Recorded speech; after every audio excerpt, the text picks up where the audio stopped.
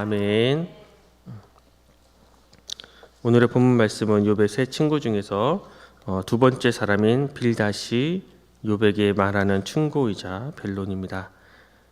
앞서 이제 빌닷은 엘리바스와 욥의 대화를 들었습니다. 그 대화를 옆에서 지켜보면서 아주 속에서 부하가 끓어오른 듯이 보입니다. 빌닷도 엘리바스처럼 인과응보 그리고 자업자득의 가치관으로 욥을 바라보고 있습니다. 하지만 그는 엘리바스보다 훨씬 더 거친 표현으로 욥을 공격합니다. 우리 본문 1절에서 3절 말씀을 우리 함께 읽겠습니다. 1절에서 3절 말씀입니다. 수아 사람 빌닷이 대답하여 이르되 내가 어느 때까지 이런 말을 하겠으며 어느 때까지 내 입의 말이 거센 바람과 같겠는가. 하나님이 어찌 정의를 굽게 하시겠으며 전능하시니가 어찌 공의를 굽게 하시겠는가. 빌닷은 이제 욥이 엘리바스에게 하는 말을 듣고 나서 이제 이런 식으로 표현을 하는 것 같습니다. 시끄럽다 말 같지도 않은 소리를 하지 마라. 내가 아무런 잘못을 하지 않았는데도 하나님께서 이렇게 행하셨다고? 그렇다면 하나님이 틀렸다는 말이냐?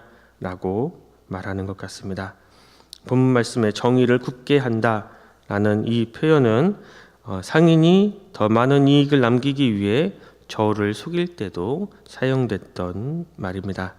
즉 빌닷은 내 죄가 1g 정도밖에 되지 않는데 하나님께서 내 죄가 1톤이라고 저울을 속여서 벌을 주므로 내가 이런 일을 당했다는 말이냐. 하나님은 결코 그런 분이 아니시다. 내가 벌을 받을 만한 짓을 했기 때문에 네가 지금 벌을 받고 있다 라고 말하는 것과 같습니다. 물론 하나님은 공의로우시고 불의가 없으신 분이십니다. 또 하나님을 평가하시고 상을 주시는 분임에 틀림이 없습니다. 하지만 지금 빌닷의 말은 전혀 옳지 않습니다. 본문 4절에서 6절 말씀을 제가 읽겠습니다. 내 자녀들이 주께 죄를 지었으므로 주께서 그들을 그 죄에 버려두셨나니 내가 만일 하나님을 찾으며 전능하신 이에게 간구하고 또 청결하고 정직하면 반드시 너를 돌보시고 내 의로운 처소를 평안하게 하실 것이라. 지금 빌닷은 욥의 자녀들이 죄를 지었기 때문에 죽었다. 죄를 지어 죽음을 당했다라고 이야기를 하고 있습니다. 너무나 잔인하고 무서운 말을 하고 있습니다. 또 청결하고 정직하면 하나님께서 내 의로운 처소를 평안하게 하실 것이라 라는 이 빌닷의 말은 내가 깨끗해지고 정직해지면 하나님께서 너를 돌아보셔서 내 본래의 목장을 온전하게 해 주실 것이다. 내 본래의 재산을 되찾게 해 주실 것이다. 빨리 더러운 삶에서 나오고 부정직한 삶에서 돌아서라. 너는 지금 죄 가운데 놓여 있다. 너는 지금 죄인이다 라는 의미가 달려 있습니다. 이어서 우리 본문 7절 말씀을 함께 읽겠습니다. 7절 말씀입니다. 내 시작은 미약하였으나 내 나중은 심히 장대하리라. 이 말씀은 욥기에서 가장 유명한 말씀 중에 하나입니다. 그리고 이 말씀이 가장 많이 걸려있는 곳이 그리스도인들이 운영하는 가게들에 많이 걸려있는 말입니다. 이 말엔 아마도 이 말씀을 현판으로 걸어놓은 이유는 거의 대부분이 아마 경제적인 이유일 것입니다. 하지만 이 말씀은 성경에서 가장 잘못 사용되는 말씀 가운데 하나입니다. 이 말씀은 하나님께서 욥에게 하신 말씀이 아닙니다. 그냥 빌닷의 말입니다. 1장에서 살펴본 바에 보면 이제 경제적으로 보면 욥의 시작은 결코 미약하지 않았습니다. 그에게는 양이 7,000마리, 약타가 3,000마리, 소가 500결이, 암나귀가 500마리가 있었고 종들도 많이 있었습니다. 욥이 동방 사람 중에 가장 훌륭한 사람이었고 또 동방 사람 중에 가장 큰 자였습니다. 동방에서 가장 큰 부자였다는 의미입니다. 당시 욥보다 더 큰 부자는 임금을 제외하면 아마 없었을 것입니다. 욥은 시작할 때 경제적으로는 이미 창대했었던 사람입니다. 그래서 빌닷이 말한 이 말의 의미는 너와 내 자녀들이 죄를 지어서 지금 이렇게 망하지 않았냐, 이렇게 망하게 된 것이 네 죄 때문임을 인정해라. 그것을 인정하게 되면 하나님께서 다시금 회복시켜 주실 것이다 라는 이야기입니다. 그러니까 이 미약은 돈이 없는 가난한 상태가 아니라 지은 죄로 인해서 처참하게 된 상태, 모든 가축이 없어졌으면 물론이고 자녀도 다 죽고 온몸에 악한 종양이 뒤덮은 아주 최악의 상태를 뜻하는 말입니다. 이런 빌닷의 말은 이제 8절에서 이렇게 이어집니다.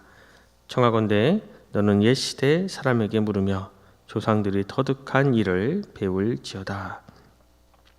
앞서 엘리바스는 자신의 경험을 욥을 정죄하는 도구로 사용했습니다. 하지만 지금 빌닷은 조상들의 지혜, 전통을 통해서 욥에게 너는 죄인이다 라고 이야기하고 있습니다. 이 8절은 빌닷이 가진 사고의 기준이 되는 말씀입니다. 즉 자신은 아는 것이 없을지라도 조상들의 말씀과 지혜는 고난을 당하고 있는 욥에게 틀림없이 답을 줄 것이다 라고 생각하고 있습니다. 그래서 빌닷의 맛은 엘리바스의 말보다 훨씬 날카롭습니다. 그런데 조선들의 말이 맞는 것도 맞지만 시대가 바뀌면서 의미가 달라지는 것도 적지 않습니다. 우리말에 10번 찍어 안 넘어가는 나무가 없다라는 말이 있습니다. 과거에는 10번을 찍는 것이 마음을 품는 사람을 향한 사랑이었을지 몰라도 지금은 그렇게까지 하면 이내 스토커로 여겨져 처벌을 받게 됩니다. 이처럼 시대가 바뀌면서 의미가 달라진 것도 참 많이 있습니다. 이내 사라지고 마는 이 허무한 것에 의존하는 죄인은 또 이내 멸망할 수밖에 없음을 빌닷은 예를 들어 설명합니다. 그리고 본문 11절에서 15절 말씀을 제가 읽겠습니다. 왕골이 진펄 아닌 데서 크게 자라겠으며 갈대가 물 없는 데서 크게 자라겠느냐. 이런 것은 새순이 돋아 아직 뜯을 때가 되기 전에 다른 풀보다 일찍이 마르느니라. 하나님을 잊어버리는 자의 길은 다 이와 같고 저속한 자의 희망은 무너지리니 그가 믿는 것이 끊어지고 그가 의지하는 것이 거미줄 같은즉 그 집을 의지할지라도 집이 서지 못하고 굳게 붙잡아 주어도 집이 보존되지 못하리라. 빌닷은 지금 왕골과 갈대, 거미줄을 예로 들러 설명하고 있습니다. 왕골은 애굽의 강변이나 물에 고여있는 늪지대에서 자라는 식물인 파피루스를 말합니다. 영어로 종이가 페이퍼인데 파피루스에서 온 말입니다. 이것은 다량의 물이 없으면 자랄 수 없는 식물입니다. 또 갈대도 같은 일종입니다. 역시 다량의 물이 있어야 자라는 식물입니다. 이 왕골이나 갈대가 물이 없으면 이내 말라 비틀어지고 말 것입니다. 빌닷은 지금 욥을 늪에 숨겨있지 않은 왕골과 물가에 심겨지지 않은 갈대에 비유하고 있습니다. 왕골과 갈대는 다른 나무들처럼 오래 사는 식물이 아닙니다. 게다가 물가가 아닌 마른 땅에 심겨져 있습니다. 이내 말라 죽을 수밖에 없습니다. 즉 이 말은 내 삶의 근거는 지금 영원한 생명이신 하나님이 아니다. 그래서 지금 이렇게 말라 비틀어지는 고난을 겪고 있으니 더 이상 이제 죄를 짓지 말고 하나님께로 돌아오라 라고 말하는 것과 같습니다. 또 거미는 거미줄을 정성을 다해 지어도 이내 허물어지고 맙니다. 처음에 작은 곤충들이 걸리기도 합니다. 하지만 그것은 오래가지 못합니다. 나무에 쳐진 거미줄이 군데 끊어져 있는 모습을 보고 있으면 또 많은 사람들이 또 인생 무상을 느낄 때가 많이 있습니다. 빌닷의 말은 하나님에 대한 믿음을 저버린 사람이 죄인이면 바로 이러하다라고 말하고 있습니다.